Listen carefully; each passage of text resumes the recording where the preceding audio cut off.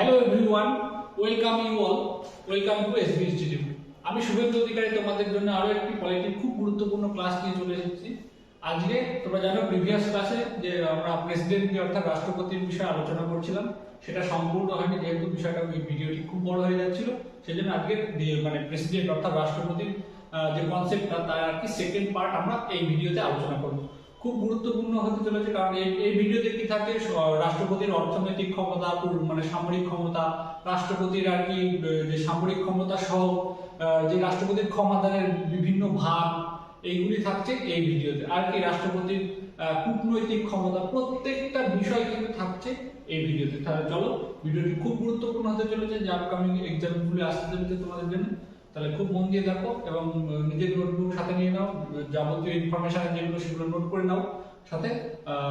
আর কথা বাড়াবো না, ক্লাসে যাব। আজকে আলোচনা করব আমরা প্রিভিয়াস বলতে আগের ক্লাসে আলোচনা করেছিলাম কি কি, যেগুলো সে হয়ে গিয়েছে। আজকে করবো আমরা অর্থনৈতিক ক্ষমতা থেকে, ঠিক আছে? এইবারটা খুব ভালোভাবে দেখতে হবে। আমাদের ভারতের রাষ্ট্রপতির কিছু অর্থনৈতিক ক্ষমতা আছে, ঠিক আছে? সেই অর্থনৈতিক ক্ষমতাগুলি কি?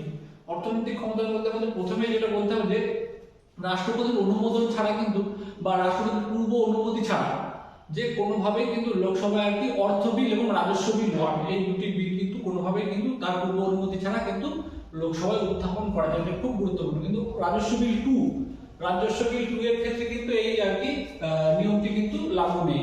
এটা কিন্তু আমাদের প্রত্যেককে মাথায় রাখতে হবে। আর কি যে যাবতীয় কর, অনুদান ইত্যাদির ক্ষেত্রে কিন্তু এইসব বিষয়ে যদি কোনো আর্থিক পাশের কি বলবো, লোকসভায় পাশের ব্যাপার হয় আর কি, তাহলে কিন্তু তার জন্য কিন্তু রাষ্ট্রপতির পূর্ব অনুমোদন দরকার হয়। তাহলে দেখে নাও তোমরা স্লাইডের ভিতরে কি কি আছে। দেখো, অর্থবিল 1 এবং তার সম্মতি ছাড়া উত্থাপিত হতে পারে না, ঠিক আছে? এটা একটু মিষ্টি হয়েছে।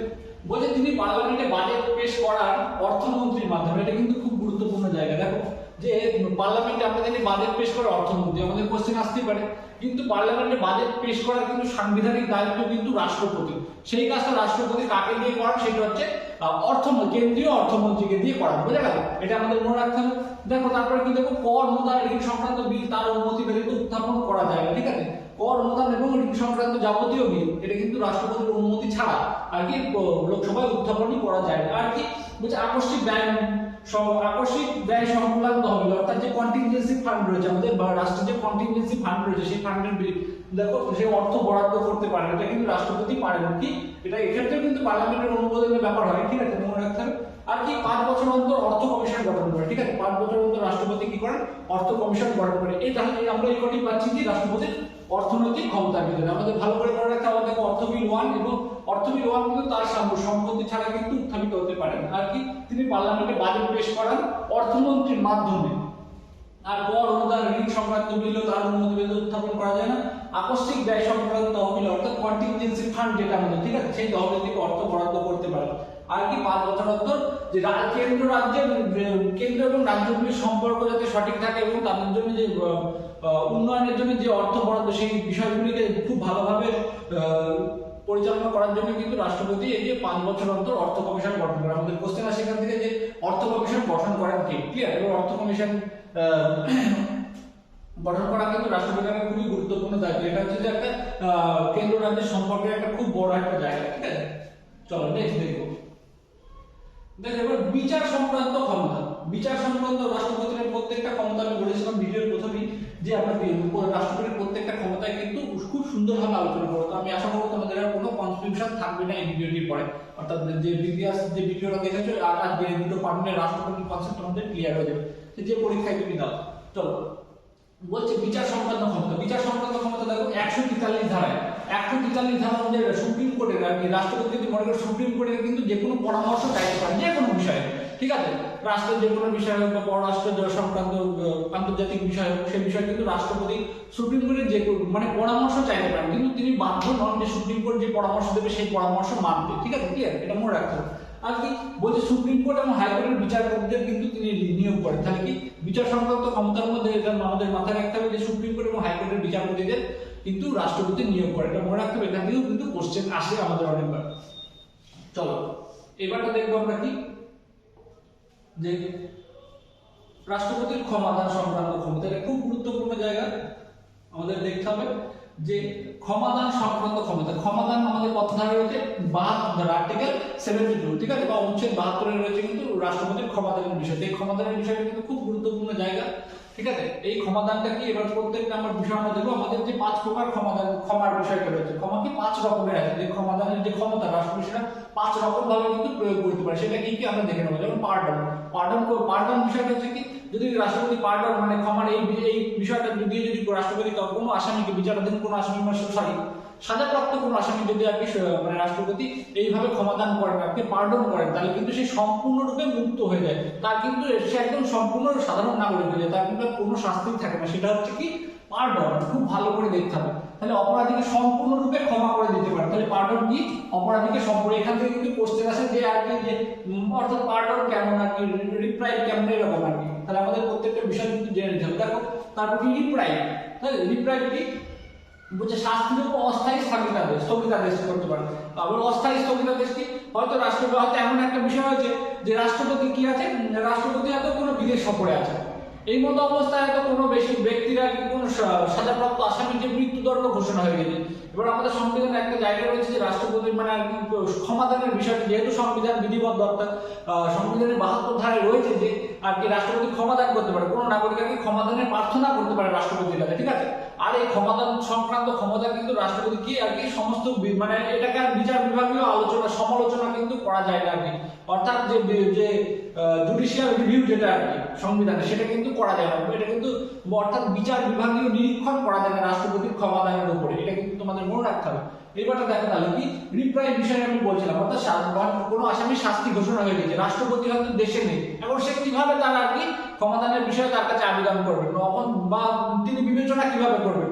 এমন তোমরা যে তুমি এক বিষয়ে আর কি আবেদন করলে রাষ্ট্রপতি এখনই তার সম্মতি জানিয়ে দেবে, এরকম কিন্তু কোনো বিষয় নেই।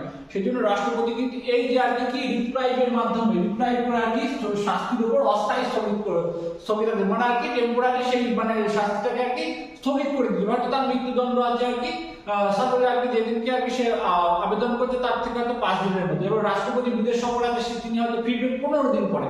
এই মতো পরিস্থিতি কিন্তু রাষ্ট্রপতি রিপ্রাইভ করে আর কি সেই মানে বিষয়টা সে ক্ষমাদান করুক আর না করুক, কিন্তু রিপ্রাইভ করে আর কি সেই শাস্তিকে অস্থায়ীভাবে আর কিন্তু স্থগিত করে রাখতে পারে। তারপরে কিন্তু সেটা আর কি ফাইনাল আর কি সিদ্ধান্ত সেটা জানাতে পারে, ঠিক আছে। তাহলে দেখলাম আমরা রিপ্রাইভ এবং কি রেসপাইট কি বলছে, কিছু বিশেষ ক্ষেত্রে শ্রমমূলক শাস্তিকে কম শ্রমমূলক শাস্তিতে রূপান্তর করতে পারে। তাহলে রেসপাইট কি হচ্ছে, যে বিশেষ, দেখো খুব ভালো করে এখানে কথাটা লিখতে, বিশেষভাবে কিছু বিশেষ ক্ষেত্রে কি যদি কোনো মহিলাকে কোনো বিচারাধীন, আবার ভুল বললাম, বিচারাধীন না, এটা যে সাজাপ্রাপ্ত কোনো মহিলা যদি কোনো কারণে গর্ভবতী হয়ে যায় বা গর্ভবতী থাকে না তার ক্ষেত্রে, বা যদি কোনো রকম মারণ রোগে আক্রান্ত হয়, তাহলে তার ক্ষেত্রে কিন্তু রাষ্ট্রপতি এই মানে সেই ব্যক্তি কিন্তু এরকম সুবিধা পেতে পারে। মানে রাষ্ট্রপতি যদি বিবেচনা করে তাহলে কিন্তু তাকে এই সুবিধা দিতে পারে। সেটা কি, সেটা হচ্ছে রেসপাইট। বলছে কিছু বিশেষ শ্রমমূলক শাস্তি, যেটা আমরা হয় না যে সশ্রম কারাদণ্ড, যে আসামি আর কি সশ্রম কারাদণ্ড ভোগ করছে আর কি, তাকে শ্রমমূলক শাস্তি দেওয়া হয়েছে, তখন কি তাকে কিন্তু তাকে এই বিষয়টা থেকে কিন্তু মানে মুক্তি দিতে পারে রাষ্ট্র। মুক্তি বলতে এই শ্রমের বিষয়টাকে, তাকে শাস্তি কম শ্রমমূলক শাস্তি, অর্থাৎ সশ্রম কারাদণ্ড থেকে সেই সশ্রম মানে তাকে শ্রম করতে হবে না, এরকম একটা ব্যাপার কিন্তু সেটা হচ্ছে যে রেসপাইটের মাধ্যমে কিন্তু রাষ্ট্রপতি করতে পারে। তাহলে কিন্তু এই দুটো মনে রাখতে হবে আমাদের। আর কি তারপর কি রেমিশন বলছে শাস্তির ধরন হয়, এই জায়গা থেকে কিন্তু অনেকবার প্রশ্ন, শাস্তির ধরন বদল না করে সময়কাল কমিয়ে আনাটাই হচ্ছে যে রেমিশন। কি বলবো, রেমিশনের মধ্যে শাস্তির ধরন, অর্থাৎ যেমন শাস্তি আছে তেমন, যদি সশ্রম কারাদণ্ড হয় সশ্রম কারাদণ্ড, কিন্তু কি তার বিষয়টাকে সময়কালটা কমিয়ে নিয়ে আসে, অর্থাৎ ধরন এক রাখা হয়, সময়কাল কমিয়ে নিয়ে আসে। তাহলে কি দেখলাম রেমিশনে কি ধরন বদলানো হয় না, কি সময়কাল কমিয়ে আনা হয়। আর কি কমিউটেশন কোনো প্রকার কঠিন শাস্তিকে সহজ পালনীয় শাস্তিতে রূপান্তরিত করা হয়। তাহলে কোনো প্রকার কঠিন শাস্তিকে সহজ পালনীয় শাস্তি বলতে হয়তো কি আগে কি বুঝতে হয়তো কোনো শাস্তি মানে কোনো আসামির মৃত্যুদণ্ড ঘোষণা হয়নি, সেটাকে যাবজ্জীবন করে দেওয়া, এটা কিন্তু কি কমিউটেশনের মাধ্যমে, অর্থাৎ কি এটা দেখ শাস্তির ধরন বদলিতে, এটাও কিন্তু তাহলে রেভিশনে কি শাস্তির ধরন বদলানো হয় না, একই রাখা হয়, আর কমিউটেশনে কি শাস্তির ধরন কিন্তু বদলে দেওয়া হয়, বদলে দেওয়া যেতে পারে। এটুকু তাহলে আমরা প্রত্যেকটা বুঝতে পারছি। তাহলে কি পার্ডন, রিপ্রাইভ, রেসপাইট আর কি রেভিশন। তোমরা যদি স্ক্রিনশট নিতে চাও তাহলে নিয়ে নিতে পারো, খুব গুরুত্বপূর্ণ ইনফরমেশন আছে। কি বলছে, তাহলে পার্ডন পার্ডনের মাধ্যমে কোনো মানে সাজাপ্রাপ্ত কোনো আসামিকে সম্পূর্ণরূপে কি করে দেওয়া যায়, একদম মুক্ত করে দেওয়া যায়। আর কি রেসপাইটের মাধ্যমে শাস্তির উপর অস্থায়ী স্থগিতাদেশ করা যায়। আর রেসপাইটের মাধ্যমে কিছু বিশেষ শ্রমমূলক শাস্তিকে কম শ্রমমূলক শাস্তিতে রূপান্তরিত করা যায়। আর রিমিশনের মাধ্যমে শাস্তির ধরন না বদলিয়ে কি সময়কাল কমিয়ে আনা হয়। আর কি কমিউটেশনের মাধ্যমে শাস্তির কিন্তু ধরন বদলিয়ে দেওয়া হয়। ঠিক আছে, এটা কিন্তু ভালোভাবে মনে রাখতে হবে। এটা হচ্ছে মনে রাখার খুব সহজ, এর চেয়ে আর সংক্ষিপ্ত কিছু বলা যাবে না, এইভাবেই কিন্তু মনে রাখতে হবে তোমাদের। তাহলে এই কোডটি আমরা পেলাম। এইবারটা এখানে কিন্তু আমাদের একটা ছোট্ট ইনফরমেশন আছে। সেই ইনফরমেশন হচ্ছে রাষ্ট্রপতির মধ্যে কিন্তু রাজ্যপালও কিন্তু এই সমস্ত সমস্ত কি 161 রাষ্ট্রপতির এই যে ক্ষমতানের বিষয়টা, এই রাষ্ট্রপতির এই ক্ষমতানের বিষয়টা, এই বিষয়টা কিন্তু রাজ্যপালও ভোগ করে। ঠিক আছে, রাষ্ট্রপতির ন্যায় রাজ্যপালও কিন্তু এই ক্ষমতা ভোগ, সেটা কিন্তু আমাদের আর্টিকেল, সেটা কিন্তু আমাদের আর্টিকেল 161 তে রয়েছে। কি কি ক্ষমতা ভোগ করে রাষ্ট্রপতির মধ্যে, সমস্ত কিছু ক্ষমতা কিন্তু ক্ষমতা কিন্তু রাজ্যপালেরও রয়েছে। কিন্তু তিনি একটা বিষয় করতে পারেন না, তিনি পার্ডন কোনো মৃত্যুদণ্ড থেকে আর কি মুক্তি দিতে পারেন না। এটা কিন্তু মনে রাখতে হবে। ঠিক আছে, এখন সম্পূর্ণরূপে কোনো আসামিকে তিনি কিন্তু ক্ষমা করে দিতে পারবেন, একদম সম্পূর্ণরূপে মুক্তি দিয়ে দিতে পারবেন। রাজ্যপাল পার্ডন করতে পারেন না, এটা কিন্তু মনে রাখতে হবে। রাজ্যপাল কিন্তু পার্ডন করতে পারে না, এটা কিন্তু আমাদের খুব ভালোভাবে মনে রাখতে হবে। কিন্তু তিনি কিন্তু কি করতে পারেন, তিনি কিন্তু কমিউটেশন করতে পারেন। অর্থাৎ কমিউটেশন করে তোমাদের যদি কোশ্চেন আসে যে রাজ্যপাল কোনো সাজাপ্রাপ্ত আসামির মৃত্যুদণ্ড রদ করতে পারে, অবশ্যই পারে। তিনি কিন্তু কমিউটেশন করতে পারে, তিনি কমিউটেশন করে সেই মৃত্যুদণ্ডকে ধরন বদলে দিতে পারে। যদি আমার কমিউটেশনের ক্ষমতা যেহেতু তার রয়েছে, সেই জন্য সেটা কত ধারা, 161 ধারা। তাহলে কি তিনি কি করতে পারেন, তিনি হচ্ছে যে কমিউটেশন করে সেই তার মৃত্যুদণ্ডের যে শাস্তি, সেটাকে বদল করে আর কি সশ্রম কারাদণ্ড বা যাবজ্জীবন করে দিতেই পারে। ঠিক আছে, অর্থাৎ ধরন বদলে দিতে পারে। তাহলে আমরা কি জানলাম, রাজ্যপালের কিন্তু রাষ্ট্রপতির সমস্ত ক্ষমা করার ক্ষমতা রয়েছে সংবিধান বিধিবদ্ধ, সেটা হচ্ছে আমাদের 161 ধারায়। কিন্তু তিনি কি করতে পারেন, তিনি পার্ডন করতে পারেন, তিনি সম্পূর্ণরূপে মুক্ত করতে পারেন, কিন্তু তিনি মৃত্যুদণ্ডের কিন্তু ধরন কিন্তু বদলে দিতে পারেন, অর্থাৎ কমিউটেশন করতে পারেন। এটা কিন্তু আমাদের মাথায় রাখতে হবে। চলো নেক্সট দেখবো। এবার রাষ্ট্রপতির কূটনৈতিক ক্ষমতাগুলো আমাদের দেখতে হবে। কূটনৈতিক ক্ষমতা বলতে আমরা জানি কূটনৈতিক বৈদেশিক রাষ্ট্রের সাথে যে সম্পর্কের ব্যাপার, আন্তর্জাতিক দ্বিপাক্ষিক চুক্তি, আন্তর্জাতিক ব্যাপার, যাবতীয় বিষয়টা হচ্ছে কিন্তু কি আমাদের রাষ্ট্রপতির কূটনৈতিক ক্ষমতার ভিতরে পড়ে। এই কূটনৈতিক ক্ষমতাগুলি কি কি? রাষ্ট্রপতি যেমন আর কি যে কোনো বৈদেশিক দূত আর কি, রাষ্ট্রদূত যে আর কি ভারতে আসবে তাকে স্বাগত করা, এবং যাবতীয় আন্তর্জাতিক চুক্তি বলা, সেই সমস্ত কিছু কিন্তু রাষ্ট্রপতির দ্বারাই কিন্তু সম্পাদিত হয়েছে। সেটাকে কি দেখো বলছে, রাষ্ট্রদূত হাই কমিশনার কূটনৈতিক প্রতিনিধিকে প্রেরণ করে, আর কি পররাষ্ট্র অন্য কোনো রাষ্ট্রে প্রেরণ করে কিন্তু রাষ্ট্রপতি।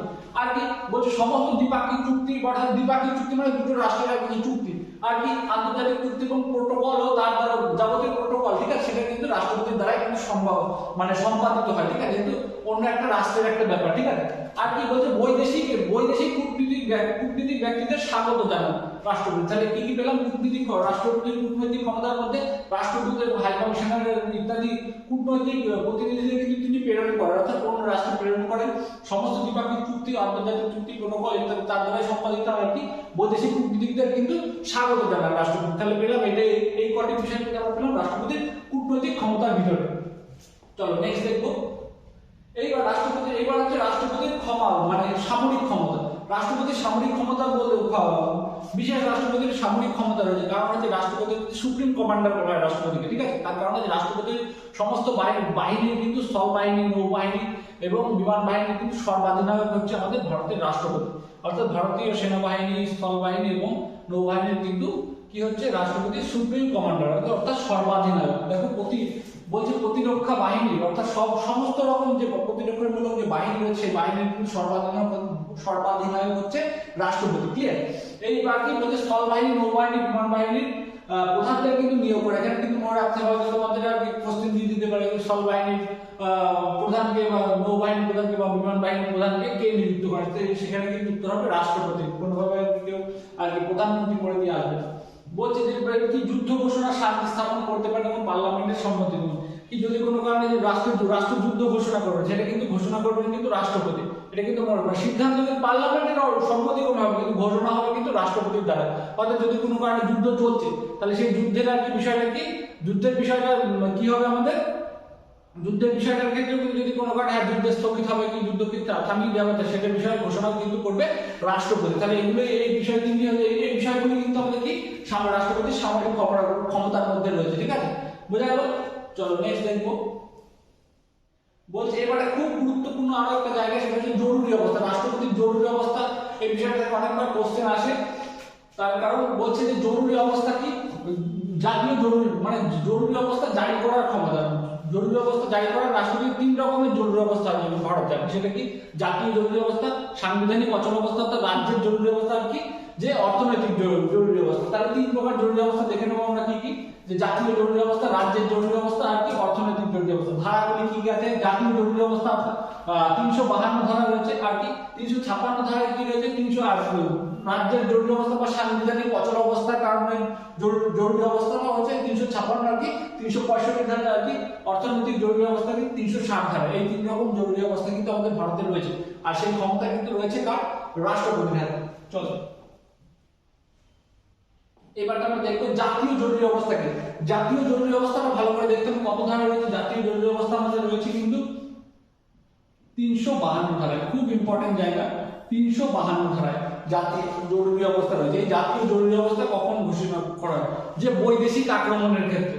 যদি বৈদেশিক আক্রমণ হয় তখন কিন্তু জাতীয় জরুরি অবস্থা, বা অভ্যন্তরীণ আর কি যে সশস্ত্র যদি বিদ্রোহ হয় সেটাও কিন্তু জাতীয় জরুরি অবস্থার ভিতরেই পড়ে। সেক্ষেত্রে কিন্তু রাষ্ট্রপতি 352 ধারায় কি জাতীয় জরুরি অবস্থা ঘোষণা করতে পারে। খুব ইম্পর্টেন্ট জায়গা, বহিঃশত্রুর আক্রমণ আর কি রাষ্ট্রপতি আর কি যদি রাষ্ট্রের অভ্যন্তরে যদি সশস্ত্র বিদ্রোহ হয় সেটাও কিন্তু অভ্যন্তরীণ কারণে কিন্তু জাতীয় জরুরি অবস্থার বিষয় আর কি। সেটা 352 ধারায় রাষ্ট্রপতি কি করতে পারে, জাতীয় জরুরি অবস্থা ঘোষণা করতে পারে। এবার আমাদের দিয়ে দিতে পারে যে হয়তো কোনো একটা অভ্যন্তরীণ সংগ্রাম মানে আর কি সশস্ত্র বিদ্রোহের কথা উল্লেখ করে এটি কত, এই অবস্থায় রাষ্ট্রপতি কত ধারায় আর কি জরুরি অবস্থা ঘোষণা করে দেবে। তাহলে তোমাদের প্রত্যেকটা বিষয় যদি না জানা থাকে তখন কিন্তু তোমরা ধারাটি জানলেও আর কি উল্লেখ করতে পারবে না। সেটা প্রত্যেকটা বিষয় কিন্তু জেনে নিতে হবে। দেখো বলছে জারি হওয়ার 1 মাসের মধ্যে কি কি এখানে কিন্তু গুরুত্বপূর্ণ জায়গা আছে। কি জারি হওয়ার 1 মাসের মধ্যে পার্লামেন্টের অনুমোদন প্রয়োজন এবং অনুমোদন ক্রমে 6 মাস পর্যন্ত চলতে পারে। তাহলে কি জারি হওয়ার কত, আমাদের প্রশ্ন দিয়ে দিতে পারে যে জাতীয় জরুরি অবস্থা জারি হওয়ার কত মাসের মধ্যে আর কি পার্লামেন্টের অনুমোদন প্রয়োজন, সেটা হচ্ছে 1 মাসের। আর কি সেই অনুমোদন সাপেক্ষে যদি অনুমোদন পায় তাহলে সেটা কত দিন পর্যন্ত জারি থাকবে, সেটা হচ্ছে 6 মাস পর্যন্ত। যেদিন থেকে অনুমোদন মানে যেদিন থেকে জারি হয়েছে সেই দিন থেকে 6 মাস পর্যন্ত, এটা মনে রাখতে হবে। আর কি বলে 6 মাসে অন্তর পার্লামেন্টের অনুমোদন সাপেক্ষে অনির্দিষ্ট কালের জন্য কিন্তু এই জরুরি অবস্থা জারি করা যায়। অর্থাৎ মানে 6 মাসের প্রথমে আর কি 1 মাসের মধ্যে প্রথমে জারি হওয়ার 1 মাসের মধ্যে কি পার্লামেন্টের কি অনুমোদন দরকার। এই 1 মাস অনুমোদনের 1 মাসের পর অনুমোদনের পরে কি 6 মাস পর্যন্ত একটা জাতীয় জরুরি অবস্থা কিন্তু তার ভ্যালিডিটি থাকবে। এইবার 6 মাস অন্তর অন্তর যদি পার্লামেন্টের অনুমোদন সাপেক্ষে মানে অনুমোদন করে তাহলে কিন্তু এটা অনির্দিষ্ট কালের জন্য এই জরুরি অবস্থা কিন্তু জারি করে রাখা যাবে 6 মাস অন্তর অন্তর টার্মে আর কি পার্লামেন্টের অনুমতি সাপেক্ষে। তারপরে দেখো এই অচল অবস্থা কিন্তু রাষ্ট্রপতির মৌলিক অধিকার স্থগিত রাখতে পারে। তাহলে এই অচল অবস্থা অর্থাৎ কি, এই অচল অবস্থা মানে কি 352 ধারার অচল অবস্থায়, 352 ধারার অচল অবস্থা অর্থাৎ জাতীয় জরুরি অবস্থায় কত ধারা 20 ধারা এবং 21 ধারা, এই দুটি ধারা কিন্তু রাষ্ট্রপতি আর কি করতে পারে, স্থগিত রাখতে পারে। ঠিক আছে, তাহলে 20 ধারায় কি আছে, শাস্তি পাওয়া এবং দোষী সাব্যস্ত হওয়া থেকে সুরক্ষা। আর 21 ধারায় কি আছে, জীবন এবং ব্যক্তি স্বাধীনতার অধিকার। এই দুটি অর্থাৎ এই দুটি আমাদের ফান্ডামেন্টাল রাইট বা মৌলিক অধিকার। এই মৌলিক অধিকার দুটি কি কারণে আর কি বলছে, এই অধিকার দুটি ব্যতীত মানে যদি আর কি জাতীয় জরুরি অবস্থা হয়, বৈদেশিক মানে বহিঃশত্রুর আক্রমণ এবং কি অভ্যন্তরীণ কারণে যদি জাতীয় রাষ্ট্রপতি 352 ধারায় জাতীয় জরুরি অবস্থা ঘোষণা করে তাহলে কিন্তু 20 এবং 21 ধারাকে কোনোভাবেই কিন্তু রদ করা যাবে না। এটা কিন্তু মনে রাখতে হবে। অর্থাৎ আমাদের কোশ্চেন দিয়ে দিতে পারে কোন দুটি ধারাকে আর কি বহিঃশত্রুর আক্রমণের সময় কিন্তু রদ করা যায় না বা খর্ব করা যায় না। ঠিক আছে, এটা হচ্ছে 20 এবং 21 ধারা, ভালো করে মনে রাখতে হবে। আর কি বলছে 19 ধারাকে কেবলমাত্র বহির আক্রমণের ক্ষেত্রে স্থগিত করে। 19 ধারা হচ্ছে আমাদের স্বাধীনতার অধিকার, যে আমাদের 6 প্রকার স্বাধীনতার কথা বলা রয়েছে 19 ধারা। সেই স্বাধীনতার অধিকারকে কিন্তু কেবলমাত্র বহিরাগত আক্রমণের ক্ষেত্রে অর্থাৎ অন্য পররাষ্ট্রের আক্রমণের ক্ষেত্রে কিন্তু স্থগিত করা যাবে। সেটা কিন্তু অভ্যন্তরীণ সশস্ত্র বিদ্রোহের ক্ষেত্রেও তো আমাদের যে জাতীয় জরুরি অবস্থা ঘোষণা করা যায়, কিন্তু সেই ক্ষেত্রে কিন্তু 19 ধারাকে স্থগিত করা যাবে। 19 ধারাকে তাহলে স্থগিত করা যাবে কখন, 19 ধারাকে তখনই স্থগিত করা যাবে সেটা হচ্ছে যে বহিঃশত্রুর আক্রমণ যদি ঘটে তখনই কিন্তু 19 ধারাকে করা যাবে স্থগিত। আর 20 আর 21 ধারাকে কি জাতীয় জরুরি অবস্থা ঘোষণা হলে 20-21 ধারা, ওই 20-21 ধারা ব্যতীত এই দুটো কিন্তু মনে রাখতে হবে, ঘুরিয়ে ফেললে হবে না। তাহলে 19 ধারা হচ্ছে বহিঃশত্রুর আক্রমণের ক্ষেত্রে, আর 21 ধারা কি জরুরি অবস্থা মৌলিক, এই দুটোকে কোনোভাবে করা যাবে না। এবারে তারপরে দেখো বলছে এই অবস্থায় পার্লামেন্টকে প্রয়োজনে রাজ্য তালিকাভুক্ত বিষয়ে আইন প্রণয়ন করতে পারে। তাহলে কি জাতীয় জরুরি অবস্থার বিষয়ে পার্লামেন্ট প্রয়োজন করলে কি জাতীয় মানে কি রাজ্য তালিকাভুক্ত বিষয়ে আইন প্রণয়ন করে দিতে পারে। আর কি এই পর্যন্ত 3 বার জাতীয় জরুরি অবস্থা ঘোষিত হয়েছে। 3 বার কত 1962-তে, 1971 আর 1975। 1962 কি ভারত চীন যুদ্ধের সময়, 1971 কি এটা ছিল ভারত পাকিস্তান অর্থাৎ বাংলাদেশের মুক্তিযুদ্ধ বলতে পারো সেই সময় আর কি। আর 1975 এটা যে অভ্যন্তরীণ জটিলতার কারণে এই তিনটি ধারায় কিন্তু এই তিনটি কিন্তু 352 ধারা অর্থাৎ জাতীয় জরুরি অবস্থার কারণে। তাহলে এই দুটো কিন্তু কি বহিঃশত্রুর আক্রমণ বলা যেতে পারে। আর এই যে 1975 সালে সেটা কিন্তু কি অভ্যন্তরীণ জটিলতার কারণে কিন্তু ইন্দিরা গান্ধী কিন্তু যে আর কি জাতীয় জরুরি অবস্থা আর কি তখন আর কি প্রধানমন্ত্রী ছিলেন ইন্দিরা গান্ধী। ঠিক আছে, এটা মনে রাখতে হবে। চলো নেক্সট দেখো। এবার বলছে রাজ্যের জরুরি অবস্থা। বলছে রাজ্যের জরুরি অবস্থা কি? রাজ্যের জরুরি অবস্থা কখন ঘোষণা হয়? যদি মানে রাজ্যের আর কি মানে রাজ্যপাল হচ্ছে রাষ্ট্রপতির প্রতিনিধি বলতে পারো। ঠিক আছে, সেই জন্য কি অর্থাৎ রাজ্য এবং মানে রাজ্য কেন্দ্র এবং রাজ্যের মধ্যে যোগসূত্র করেন কে রাজ্যপাল, এটা বলতে পারো তুমি।